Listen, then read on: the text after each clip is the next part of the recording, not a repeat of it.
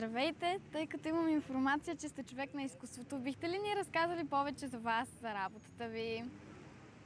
Здравейте! Казвам се Михаела Котева. На пролет завърших хорово дирижиране в Музикалната академия.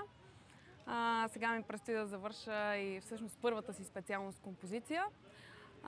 Преди 2 години създадох един младежки хоров състав, който нарекохме Младежки хор Свобода.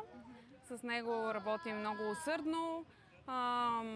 Гимназисти, студенти, желащи, които искат да пеят, искат да се научат или пък да развият своите умения. Вече доста добри резултати постигнахме. Стараем се към максимално професионално ниво и да извадим максимума от всеки един. Работим супер усърдно и в общи линии мисля, че за това сме се събрали да говорим днес.